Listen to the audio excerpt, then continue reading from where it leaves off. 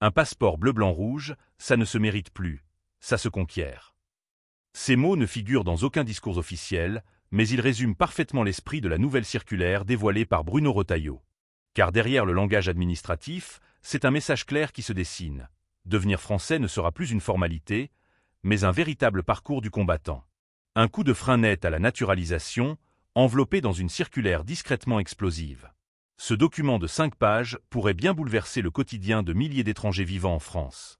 Pas de modification spectaculaire des principes de fond, mais une série de durcissements qui, mis bout à bout, resserrent considérablement les mailles du filet. Et Retailleau n'y va pas par 4 chemins. Il veut plus des assimilations, une exemplarité du parcours, une adhésion totale aux valeurs républicaines. Autrement dit, il ne s'agit plus seulement de vivre en France. Il faut désormais prouver qu'on en est digne. Derrière ces mots bien choisis, un message clair. La France choisit ses nouveaux citoyens avec une rigueur inédite. Parmi les nouveautés, l'accent est mis sur la maîtrise de la langue française. Plus qu'un critère, c'est un véritable sésame. Fini les tolérances de façade. Les préfets sont priés d'évaluer sans complaisance. Même exigence du côté de l'autonomie financière. 5 années d'insertion professionnelle, sans dépendre des aides sociales, seront désormais exigées. Et que dire de cette notion des exemplarités? Un parcours sans tâche, même si l'on a un jour été en situation irrégulière. Comme si chaque demandeur devait présenter un dossier aussi lisse qu'une copie d'examen. Ce n'est plus une simple formalité administrative. C'est un test, presque une épreuve. Retailleau s'appuie sur une loi portée par Gérald Darmanin pour justifier cette refonte. Et il insiste, la naturalisation n'est pas un droit, mais un privilège, une faveur que l'État accorde ou non.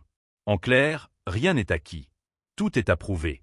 Les préfets ont 3 mois pour appliquer ces nouvelles directives et en faire le bilan.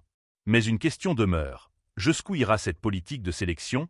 Car derrière les chiffres, ce sont des vies entières qui attendent, qui espèrent ou qui s'inquiètent. Et justement, les chiffres parlent. En 2024, plus de 66 000 personnes ont obtenu la nationalité française. Un chiffre en hausse de 8,3% par rapport à l'année précédente. Mais cette progression cache une réalité plus contrastée. Du côté des Algériens, par exemple, la tendance est à la baisse. 6 709 naturalisations en 2024 contre 8 617 en 2023. Une chute de plus de 22%. En revanche, d'autres nationalités montent en flèche. Les Marocains sont en tête avec plus de 11 000 nouveaux Français, suivis de près par les Afghans et les Tunisiens.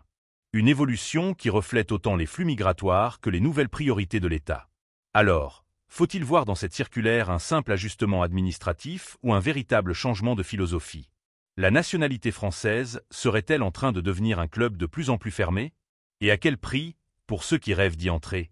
N'hésitez pas à partager vos avis en commentaire et à vous abonner pour ne rien manquer de nos prochaines vidéos. C'était l'actualité du jour. Merci de nous avoir écoutés.